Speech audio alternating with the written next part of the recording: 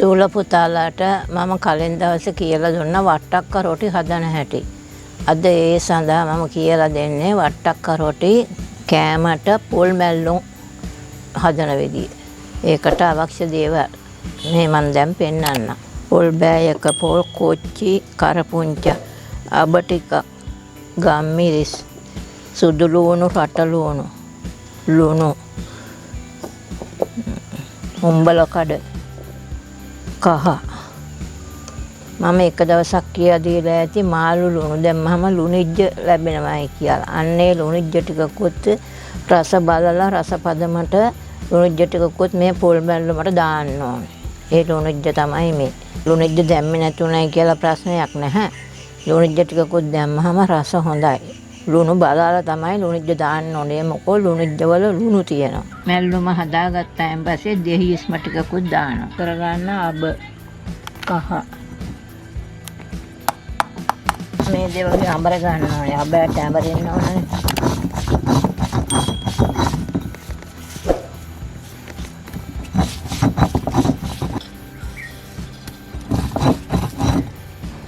ගම්මිරිස්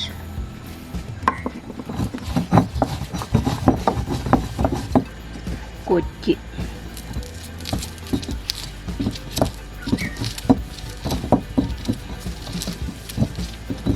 කොච්චි බාගට තලා රටලෝ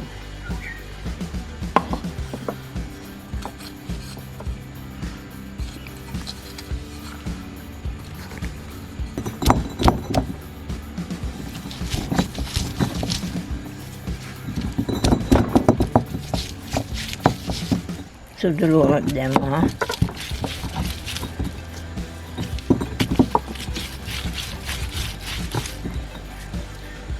කරපුංච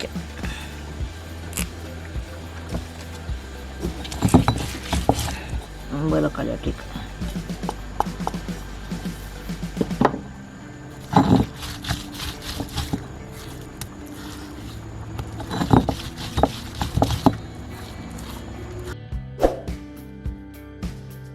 ලුණු කුඩු ලුණු දැම්මම කොහොමද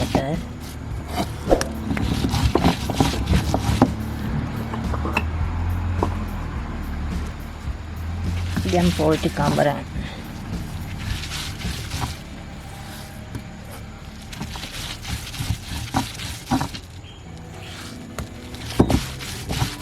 දැන් මේ අපි අඹරගත්ත පොල් මැල්ලමට ලුණු ජ ටිකක් එකතු කරන්න හදන්නේ.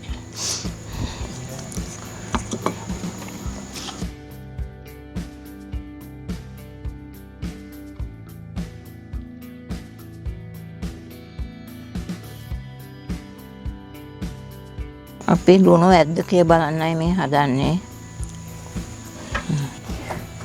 අඹරාගත්ත පොල් මැල්ලුම අපි දැන් ලුණු ටිකකුත් එකතු කරලා තැම්බීම සඳහා මේ ලිපේ තියාගත්තා. ලුණිජ්ජ එකතු කරන්නේ නැතුව මේක සකස් කරගන්නවා නම් වතුර ටිකක් එකතු කරලා ලිපේ තියාගන්න. ඒ මොකද පොල් කර වෙනවනේ තෙත ගතිය නැති වුණාම ඒකයි. විනාඩි 5කට විතර පස්සේ අපි මේ පොල් මැල්ලුම ලිපෙන් බා ගන්නයි හදන්නේ. දැන් හැදීලා තියෙන පොල් මැල්ලුම.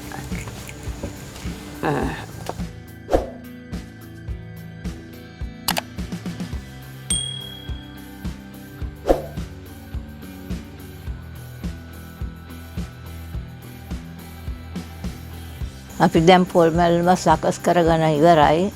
සෑහළු ආහාරයක් සඳහා රෑ කෑමට පොල් මැල්ලුම මේ විදියට සකස් කරගන්න.